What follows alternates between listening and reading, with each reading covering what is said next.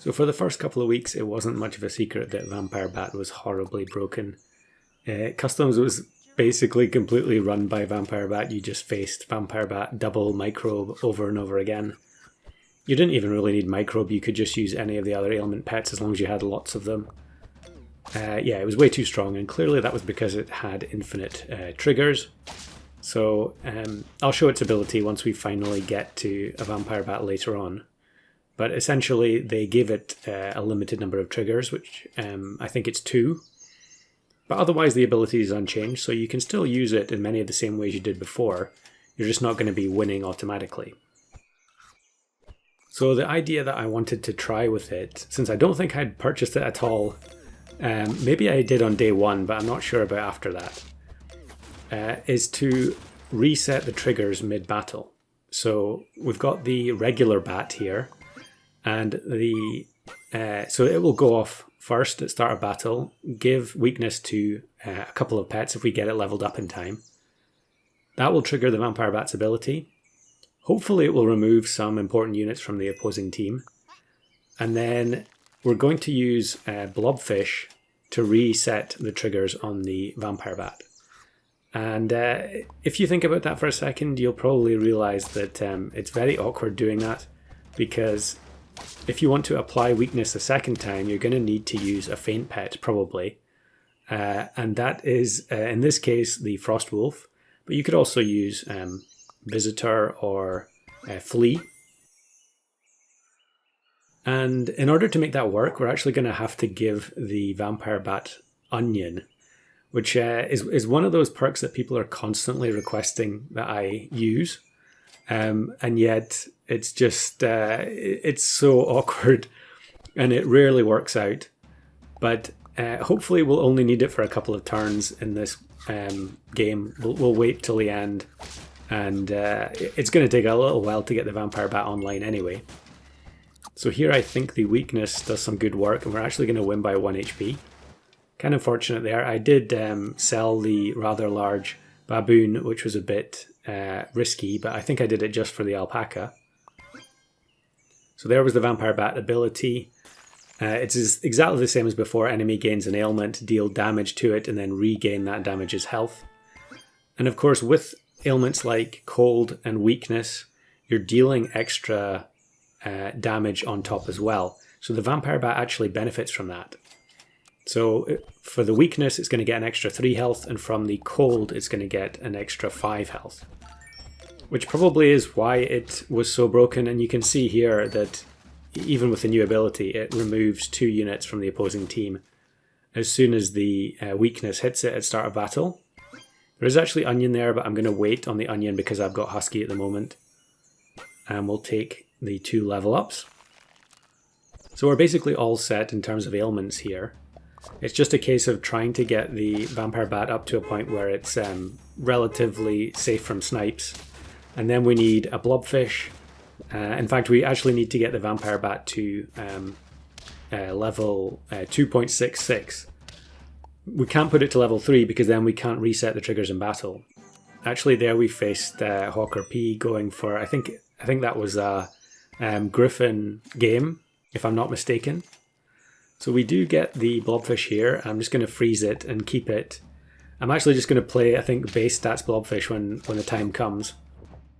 All we wanted to do is not die at start of battle and then faint to give the Vampire Bat the experience. And you can see there the ailment did affect the unicorn at the back, but because the Vampire Bat triggers had run out, it didn't actually do anything.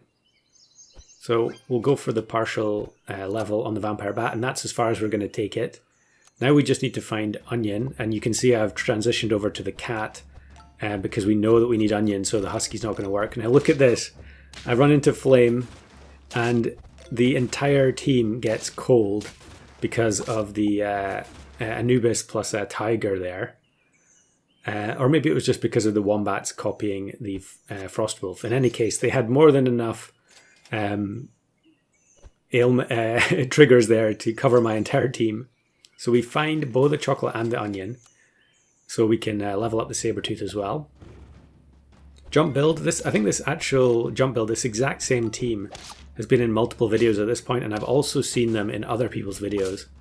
Maybe this person was just running that particular lineup over and over, or maybe these were just recorded on the same day. But it's very eerie when you see the exact same squad in multiple runs, including on other channels. So this is the lineup. We need to put the Frostwolf in the middle. And then we just have to hope that there's no mantis shrimp on the other team, or woodpecker, because that would completely ruin this team. So regular bat goes off, weakens everything, we do some damage, the triggers get reset, vampire bat goes to the back. Unfortunately here we are facing quite a strong looking summon team. We do remove the Sabertooth. I guess it depends what comes out of the Kappa here. We get a Pegasus. I think that's another unit that I've yet to purchase. But the Ox ends up activating Melon. And here you actually end up seeing the bug. The bug with the cracked egg. It spawns out of the Sabertooth or the Stork, which isn't supposed to happen. But I don't think it made any difference there. I think we were still going to win. So a little bit of bonus footage here. Here's a whale shark version. Just trying to get a big unit to go along with the rest of the team. And yeah, it's Anubis level 3 with 4 tier 5s and 6s. Now, I think if they didn't have chicken, we would have had no chance. But as it is, we just get unlucky here with the nurse shark snipes. It's kind of a shame that none of the customs only pets were adjusted during the update. I guess it is more important to fix the unicorn pack itself first. But almost everything that's been added to customs, other than maybe, I think the 2 goats that buff each other when you buy them are pretty terrible. But almost everything else is way too strong. I guess there are 1 or 2 units that are, okay, like Sphinx I've got here. It's kind of like a junior clownfish. And the fact that it's a toy and so it doesn't last indefinitely probably makes it a bit more balanced. But there's another one, Hippocampus there on that team.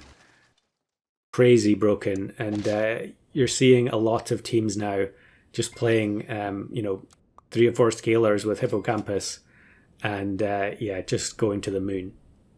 So I think here I briefly consider the flying squirrel, but we're just going to fast forward. I have tried to stay true to the pack design with the sloth here and go for the vampire bat build.